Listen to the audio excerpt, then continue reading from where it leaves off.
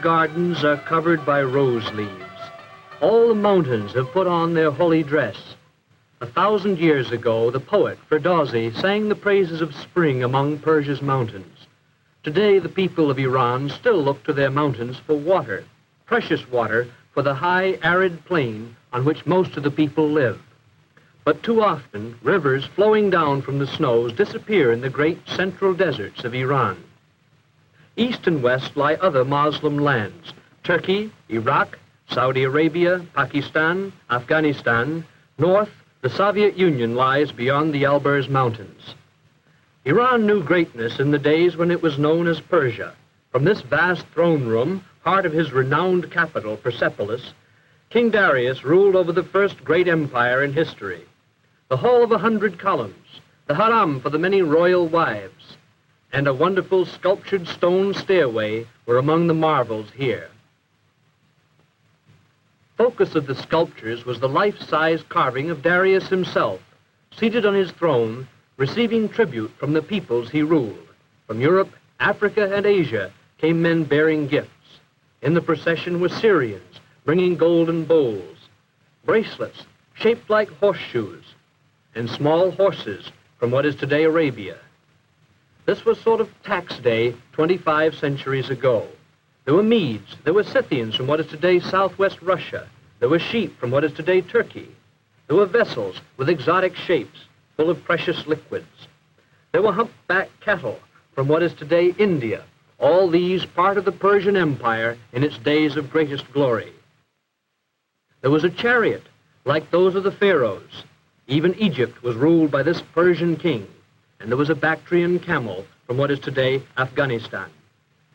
The tax collectors were the men of his mighty army, and on these golden tablets Darius inscribed, "I am Darius, King of Kings. The great god Ahura Mazda has given me the rulership of all races. This is my kingdom." Here in gold was outlined the empire which was handed to Xerxes, his son. Xerxes, at the head of vast armies, extended Persian rule to the limits of the known world. The Persian armies met defeat in Greece at the Battle of Marathon. Under Alexander, Greeks pursued the Persians back to Persepolis. Through this gateway, Alexander the Great strode in triumph. Conquerors of a different kind came 1,000 years later, when in from the Arabian Peninsula swept men with flaming sword and a fiery new faith. As this new faith of Islam grew and mellowed, the followers of the Prophet Muhammad built great churches called mosques.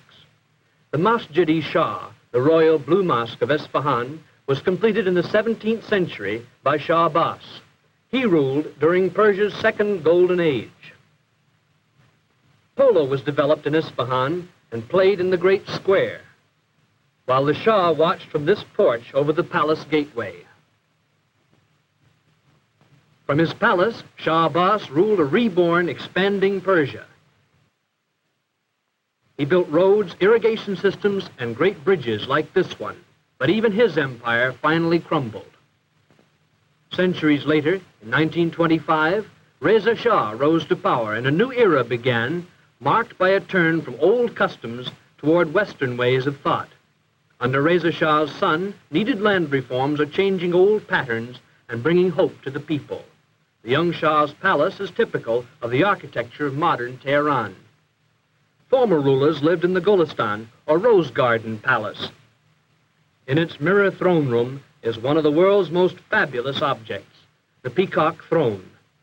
This golden seat of state was designed so that its occupant sat cross-legged with his back against a bolster crusted with pearls and rubies in gold settings. Built for the great Mughal of India, it was captured by Nadir Shah and brought to Persia 200 years ago. Above is the jeweled peacock from which the throne gets its name. Tehran is the capital of Iran, located in the north with the Alborz Mountains in the background. Tehran is a modern city with roots in the past. The great Muslim religious college of Sepah Salar is one of the intellectual centers of the Islamic world. These young men are studying to become mullahs, religious leaders. Their tranquil cloisters contrast with the busy life of the city. A woman wearing the enveloping chador is a reminder that even here in this modern city are strong links with Eastern tradition. New buildings and modern apartments are among the visible signs of progress in Tehran. At their national university, young Iranians, with a growing spirit of national pride, are becoming the doctors, teachers, engineers, and leaders of the future. Isfahan is the art and craft center of Iran, as it was in the days of Shah Abbas, when her people boasted, "Isfahan is half the world." Much of the imperial splendor survives, and in the bazaar, the ancient crafts, like coppersmithing, continue little changed. Modern machinery has come to Iran, but it still is far less difficult to hire a skilled hand craftsman by the day than to find capital to buy an imported machine to do his job. The hands of Isfahan craftsmen turn with special skill to the creation of fine articles of silver. Machinery will never be able to replace artist craftsmen like these silversmiths. Their skill is not easily acquired. For 50 years, these hands have guided tiny chisels, none over a tenth the size of a finger. With never-ending taps of his hammer, one of the world's great silver masters, Mohammad Zufan, creates things of lasting loveliness. This small case is ornamented with figures of legendary heroes, hunting lions in a scene from a Persia of long ago. The shop windows of Isfahan display other traditional arts. Here are miniature paintings. Themes used today are little changed from those of the time of the great Shah Abbas, and the technique is also little changed. Men sit all day, seeming scarcely to move a muscle. His brush, 3 camel hairs, and this is some of the work he does.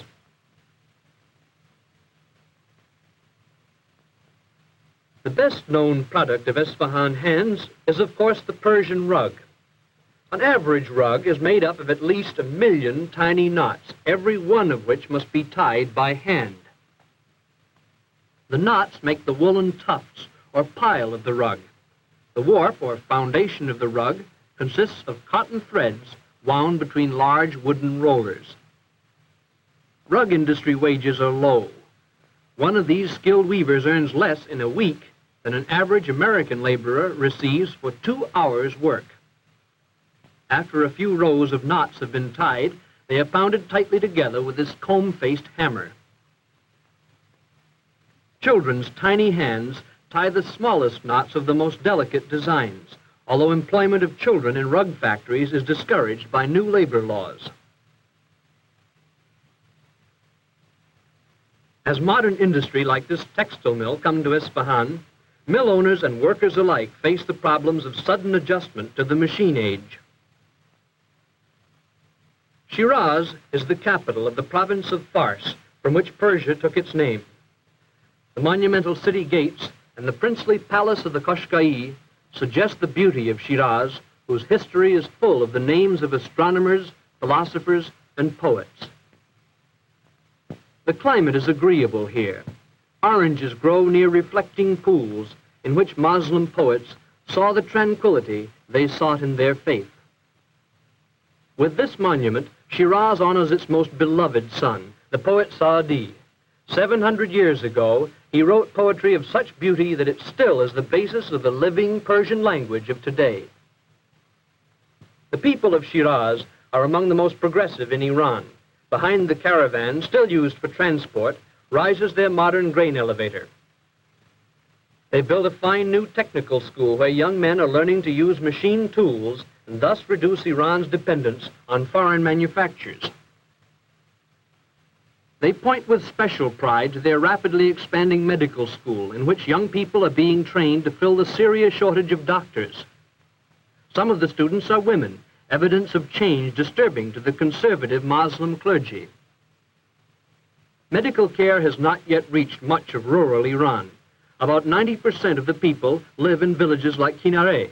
Kinare exists because it has water drawn by this primitive hoist. 3 centuries ago, elaborate irrigation systems operated. The land fed twice its present population. Today, this hoist reaches only 60 feet. Its capacity, 2 goatskins, about 8 gallons of water a minute. Here the people of the village come to wash their clothes. And in this same water, they do their dishes. They see nothing wrong about having the sheep and goats come to drink at the same source from which they draw their water to take home for cooking and drinking.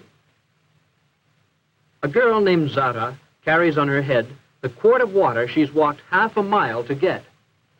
There is no school in Kinare, so Zara has not heard of the dangers of bacteria in drinking water.